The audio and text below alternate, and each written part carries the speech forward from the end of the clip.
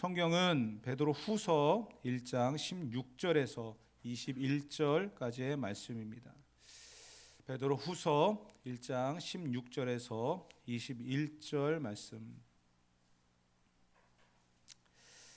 다 같이 한 목소리로 읽겠습니다. 우리 주 예수 그리스도의 능력과 강림하심을 너희에게 알게 한 것이 교묘히 만든 이야기를 따른 것이 아니요 우리는 그의 크신 위엄을 친히 본 자라.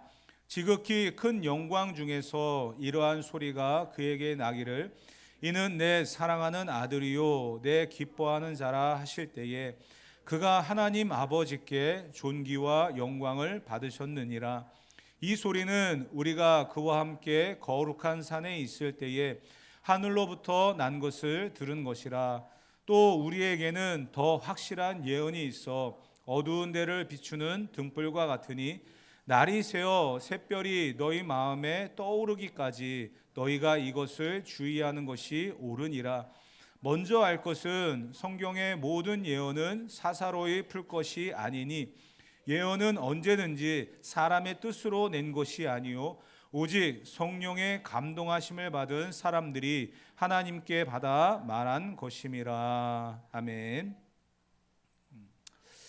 우리 계속해서 베드로의 그 심정을 우리가 밑으로 좀 깔고 그것을 배경으로 해서 본문을 좀 보셨으면 좋겠다라고 말씀을 드리고 있습니다. 먼저 초대교회에 복음을 전했고 또 가르침을 주었지만 거짓 스승들의 그 논리와 이론 앞에 초대교회가 흔들리고 있는 그런 상황. 그런데 사도에게는 더 이상 시간에 여유가 없는 그런 현 상황. 그런 상황 속에서 너희가 내가 죽고 없을 때라도 지금 내가 하는 말들을 기억하며 하나님을 사랑하고 그를 닮아가는 자, 신령한 성품에 참여하는 자가 되라. 믿음을 지키고 너희를 부르시고 택하신 그 앞에 굳건하게 살아가야 된다. 이 말을 하고 있는 사도의 심정을 우리가 좀 이해하고 또 좀 새겨놓으면서 본문의 말씀들을 계속 들었으면 좋겠습니다. 지난 시간에도 베드로가 성도들에게 이런 말을 했죠. 내가 체험한 것이 있다. 내가 경험한 것이 있다. 16절과 18절 말씀이죠. 다 같이 다시 한번 읽어보도록 합시다. 우리 주 예수 그리스도의 능력과 강림하심을 너희에게 알게 한 것이 교묘히 만든 이야기를 따른 것이 아니요 우리는 그의 크신 위엄을 친히 본 자라. 지극히 큰 영광 중에서 이러한 소리가 그에게 나기를 이는 내 사랑하는 아들이요 내 기뻐하는 자라 하실 때에 그가 하나님 아버지께 존귀와 영광을 받으셨느니라. 이 소리는 우리가 그와 함께 거룩한 산에 있을 때에 하늘로부터 난 것을 들은 것이라. 아멘. 거룩한 산, 변화산에서 예수님이 변화되어지는, 즉 십자가에 달려 돌아가시기 전에 보여주신 부활의 사건입니다. 그 사건을 베드로와 야고보와 요한이 목격했고 초대교회 성도들에게 말하면서 이 사실이 앞으로 다시 오실 주님에 대한 모습이었고 우리가 이것을 너희들에게 가르칠 때에 너희들은 기억하면서 다시 오실 주님을 기다리는 것이 필요하다, 이렇게 가르쳤다는 거예요. 그런데 천국의 영광, 부활하신 주님을 미리 경험하는 이 변화산 사건이 얼마나 베드로에게는 각인이 되었는지 그 당시로 돌아가 보더라도 베드로가 그런 이야기를 했잖아요.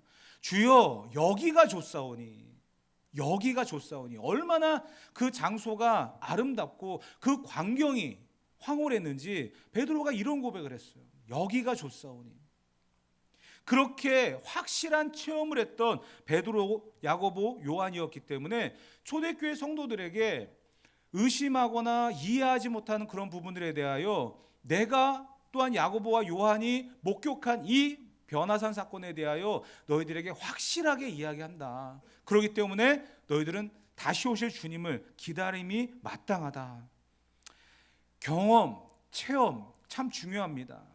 그것을 지금 베드로가 이야기하면서 초대교회 성도들에게 이 변화산 사건이 내 인생에 참 중요한 그런 전환점이 되었고 교회의 성도들에게도 참 중요한 도전이 되어지기를 원한다라는 그런 의도로 이야기를 하고 있는데요.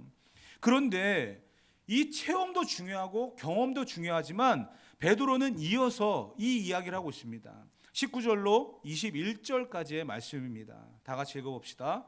또 우리에게는 더 확실한 예언이 있어 어두운 데를 비추는 등불과 같으니 날이 새어 샛별이 너희 마음에 떠오르기까지 너희가 이것을 주의하는 것이 옳으니라. 먼저 알 것은 성경의 모든 예언은 사사로이 풀 것이 아니니 예언은 언제든지 사람의 뜻으로 낸 것이 아니요 오직 성령의 감동하심을 받은 사람들이 하나님께 받아 말한 것임이라. 아멘. 지금 베드로는요, 거짓 스승이 들어와서 교회를 혼란하게 빠뜨리고 있는 예수님의 부활에 대해서도 거짓으로 기절했거나 제자들이 훔쳐갔거나 하는 이야기로 예수님의 부활까지도 희석시키고 있는 그런 상황에, 아니다, 우리가 변화산에서 이러한 체험을 통해 이미 경험을 했고 또 부활하신 주님을 만났다, 그것을 강조하면서 체험과 실제적인 경험, 그것을 간증하며 초대교회 성도들에게 이야기를 하고 있는 거거든요. 그런데 이것으로 끝나는 게 아니라 19절에 뭐라고 얘기했냐면 더 확실한 예언이 있다. 우리가 눈으로 직접 보고 경험했던 이러한 체험보다 더 확실한 것이 있다. 그게 뭐냐? 기록되어 있는 말씀이라는 거예요. 지금 베드로는요, 변화산에서 모세와 엘리야를 만나고 심지어는 하나님의 음성을 들었어요. 엄청난 그러한 사건을 경험했습니다. 그러한 베드로가 초대교회 성도들에게 부활과 다시 오실 주님에 대한 그러한 이야기를 하면서 그것보다 더 확실한 것이 있는데 그것은 이미 기록되어 있는 성경이다, 이렇게 이야기를 하고 있다는 거예요. 이 성경은 우리는 지금 66권의 이 성경을 갖고 있습니다만 초대교회는요 66권이 아니라 구약, 특별히 모세오경과 시가서, 그 성경을 갖고 있었거든요. 율법이죠. 그 율법에도 뭐라고 기록되어 있냐면 메시아가 이 땅에 올 것이다, 반드시 그 메시아를 통해서 구원을 받을 것이다. 아브라함도 그랬고요, 다윗도 그랬고요, 오실 메시아를 기대하며 살았어요. 그게 구약 성경의 메시지입니다. 그리고 신약의 시작은 무엇입니까? 그 예수님이 오셨다라는 거거든요.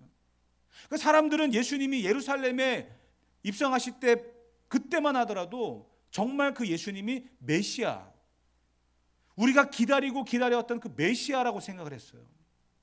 그런데 그 메시아라고 믿었던 그 예수님이 허무하게 십자가에 죽으셨어요. 그리고 사라졌다는 거예요. 그런데 여러분, 이 모든 것들이 다 성경에 이미 기록되어 있는 내용이거든요. 이사야 53장만 보더라도 예수님이 십자가에서 죽으실 것을 어린 양을 비유해서 예언하셨어요. 그 정도로 구약 성경은 예수님이 이 땅에 오실 것이다, 그리고 죽으실 것이다 이야기했어요. 그런데 사람들의 생각은 무엇이었습니까? 예루살렘에 입성하실 때만 하더라도 반란을 일으키거나 혁명을 일으키거나 해서 지금 로마의 압제하에서 이 나라를 회복하고 새로운 나라를 세울 줄 알았다는 거예요. 사람의 생각이 뭐예요? 성경은 그렇게 이야기하고 있지 않잖아요.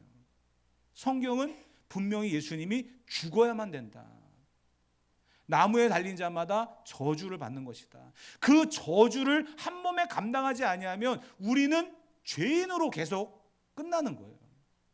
그래서 예수님이 이 땅에 오셔서 십자가를 지셔야만 했고 피를 흘리셔야만 우리의 구원이 이루어진다. 예수님의 사역은 거기에 있었다는 거예요. 그것은 이미 구약 성경에 예언되어 있었던 말씀. 베드로가 야고보와 요한이 변화산에서 예수님의 변화된 모습, 하늘의 음성을 들었던 이 엄청난 체험보다 더 확실한 예언이라는 거예요. 그것을 지금 베드로가 이야기하고 있는 것입니다.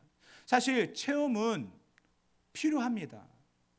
체험이 우리의 신앙을 더 흔들림 없이 잡아줄 때도 있거든요. 근데 체험만 따라가서는 안 된다는 거예요.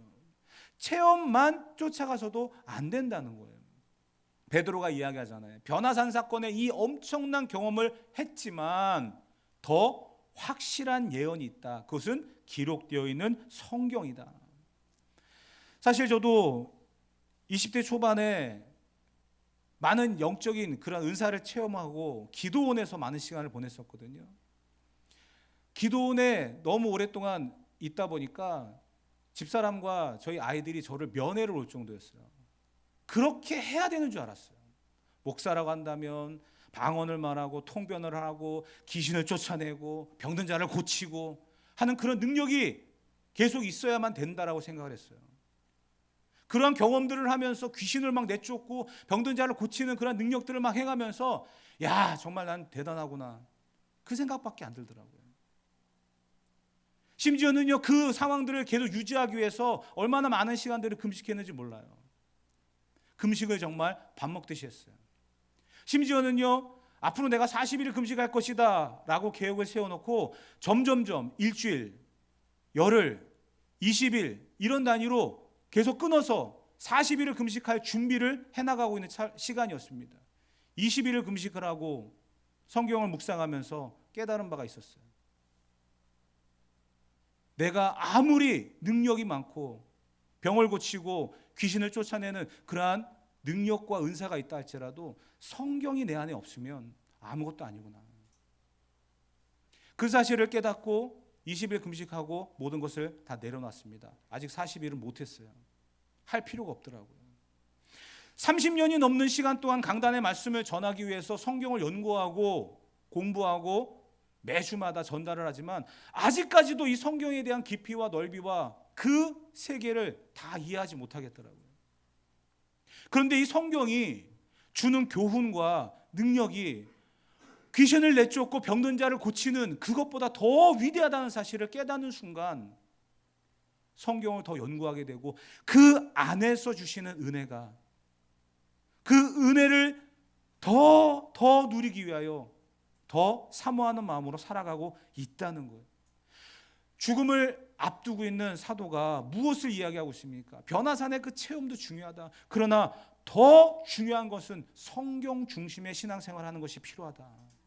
그 이야기를 하고 있는 거예요. 여러분, 21절 말씀 다 같이 한번 읽어보도록 합시다. 예언은 언제든지 사람의 뜻으로 낸 것이 아니요 오직 성령의 감동하심을 받은 사람들이 하나님께 받아 말한 것임이라. 아멘. 성경은 하나님의 감동하심을 받은 사람들이 기록한 거라잖아요. 그러기 때문에 병든 자를 고치고 귀신을 내쫓는 이러한 은사적인 그런 차원보다 이 말씀 안에 서는 것이 더 중요함을 우리는 다시 한번 새겨야 될 줄 믿습니다. 성경은요, 중요한 거예요. 너무나 우리에게 중요하기 때문에 오늘을 살아가는 우리들에게 기록으로 남겨주셨잖아요.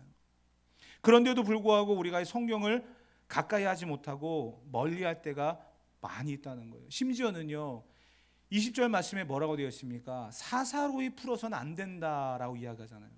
그래서 목회자의 한 사람으로서 제가 공부하고 이해한 이 부분들을 갖다가 성도들에게 나눌 때에 이 말씀이 말씀으로 해석되어지기를 더 깊이 연구하고 있습니다. 제 이야기 안 하려고 노력을 하고 있고요. 제 경험, 제 생각이 들어가지 않도록 노력하고 있습니다. 말씀은 말씀으로 풀어야 되고요. 말씀이 주는 교훈을 따라 우리가 살아가야 되는 거예요. 왜? 성령의 감동하심을 따라 기록되어진 것이기 때문에. 하나님의 말씀은 유일한 신앙의 원리입니다. 말씀이 아니고선 우리가 살아갈 수 없다는 것을 분명히 알아야 됩니다. 체험도 필요해요. 그러나 하나님의 말씀은 더 중요합니다. 그래서 베드로가 이야기하잖아요. 더 확실한 예언이다. 누군가 나에 대해서 이야기를 할 때가 있습니다. 그런데 들려오는 이야기를 보면은 오해가 될 때가 굉장히 많아요. 그 사람은 성격이 이렇대, 그 사람은 이런 행동을 하기 때문에 이런 거야 라고 하면서 막 이야기를 해요. 심지어는 제가 한 말에 대해서 누군가가 다르게 이야기할 때가 있어요. 그렇게 들려와요. 그러면 여러분은 어떻습니까? 누군가 여러분들의 이야기를 들었는데 잘못 전달된 거예요. 내가 오늘 지금 누군가에게 이야기했는데 그 사람이 또 다른 사람한테 이야기하고 그 사람이 또 다른 사람한테 이야기하고 그 사람의 이야기가 내게 들려왔는데 내가 처음에 이야기했던 거는 전혀 다른 이야기로 내게 들려왔어요. 그럼 여러분 어떤 생각이 드세요? 화가 나지 않으세요? 그 오해를 풀고 싶은 생각이 들지 않으세요? 지금 사사로의 성경을 풀지 말라는 이야기가 바로 그건 거예요. 성령의 감동하심을 따라 기록되어진 성경을 우리의 생각과 우리의 경험, 우리 지식으로 해석해 나가다 보면은요, 하나님께서 주시고자 했던 원래 의도와 성령의 감동하심을 받은 사람들이 기록되어 있는 그 방향과 전혀 다른 결과물이 나올 수 있다는 겁니다. 그래서 사사로이 풀지 말라라고 이야기하는 것입니다. 나를 향한 하나님의 말씀, 내게 주신 하나님의 교훈을 우리가 제대로 묵상하면서 살아가는 것이 필요하다는 거예요. 그런데 쉽지는 않습니다. 19절 말씀 다 같이 한번 읽어봅시다. 19절, 또 우리에게는 더 확실한 예언이 있어 어두운 데를 비추는 등불과 같으니 날이 새어 샛별이 너희 마음에 떠오르기까지 너희가 이것을 주의하는 것이 옳으니라. 아멘. 더 확실한 예언, 성경이 있는데요, 이 성경이 하는 역할이 있다는 거예요. 그게 뭐냐면 어두운 데를 비추는 등불과 같다라는 거예요. 어두운 데를 비추는 등불. 어둠은 뭘까요? 어둠은 바로 우리입니다. 죄 가운데 있는 우리는 어둠이에요. 아무리 내가 신앙생활을 오래 하고 목사라고 하는 직분을 갖고 있어도요, 나는 죄인입니다. 어둠이에요. 성경이 아니면은요, 항상 생각하는 것이 긍정적이지 못할 때도 있고요, 좋은 생각하지 못할 때도 많이 있습니다.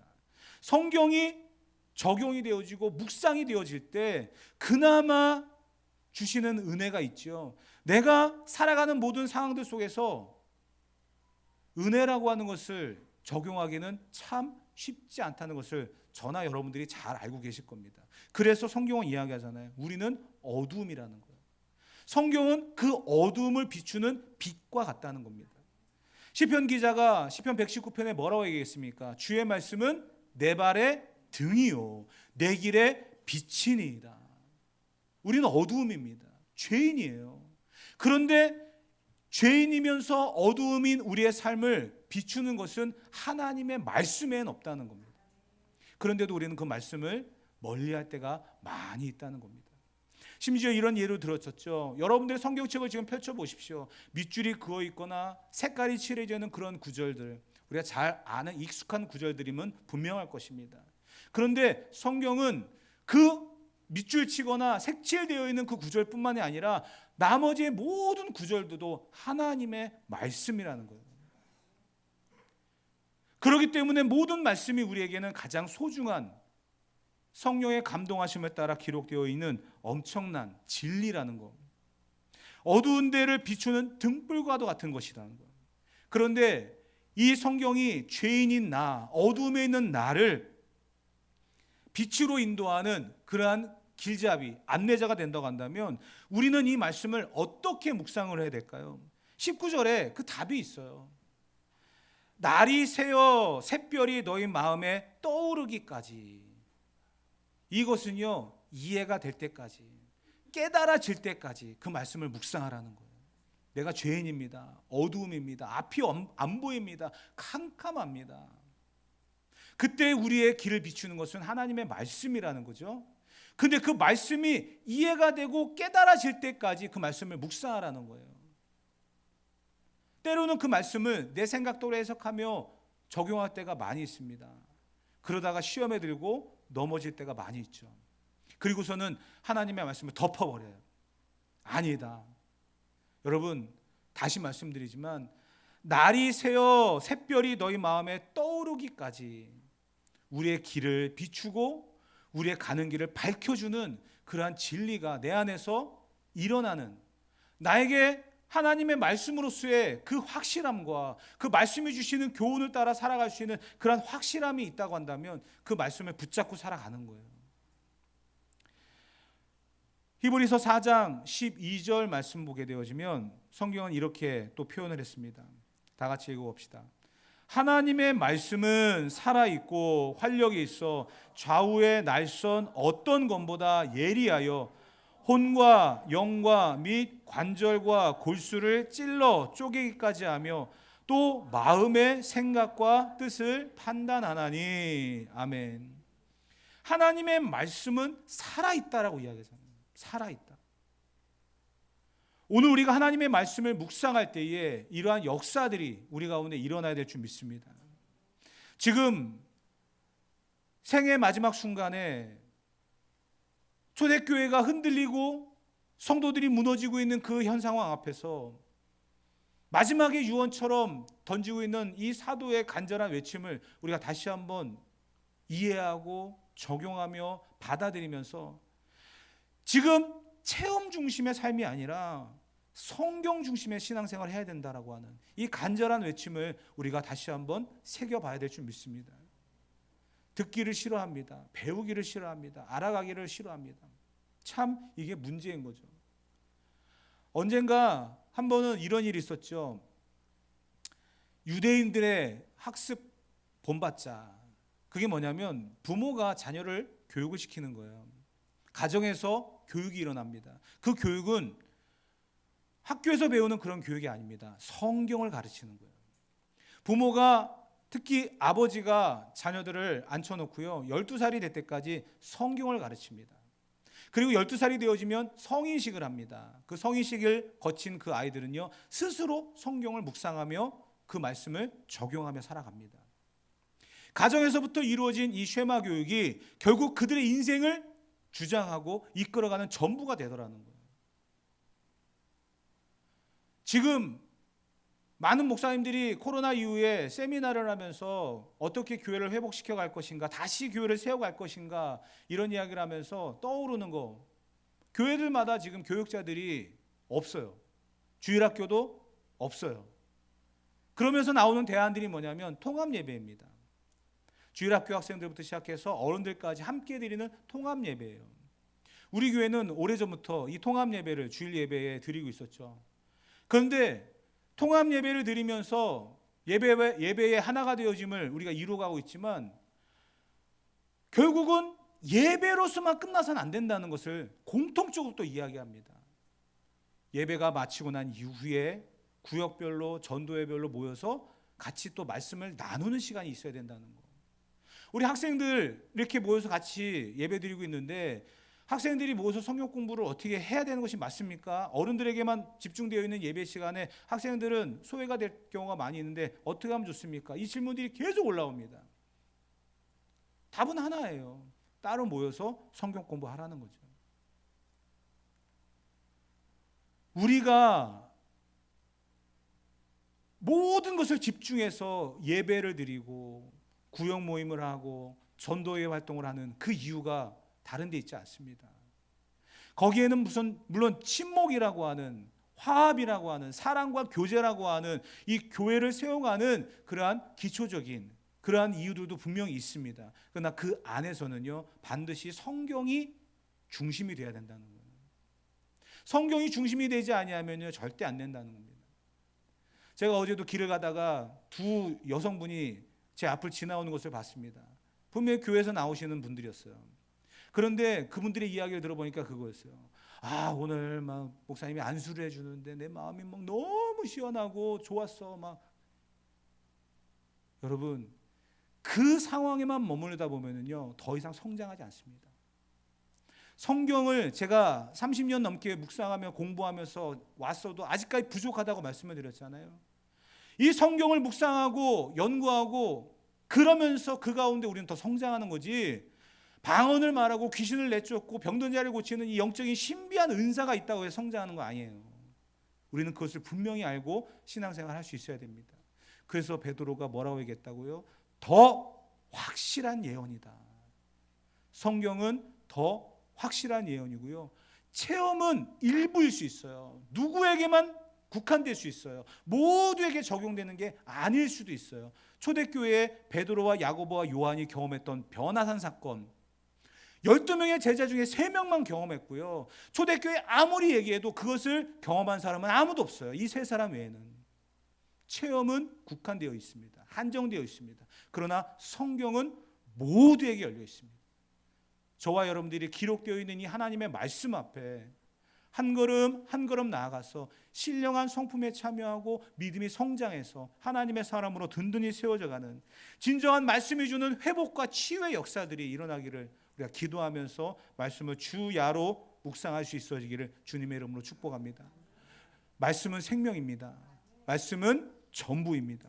말씀이 나를 이끌어가는 대로 한 걸음 한 걸음 나아가서 우리가 하나님이 나를 어떻게 빚어가시는지, 어두운 데서 나를 어떻게 이끌어가시는지 그것을 간증하며 기록하며 전하며 나누며 살아갈 수 있는 저와 여러분 되어지기를 주님의 이름으로 축복합니다.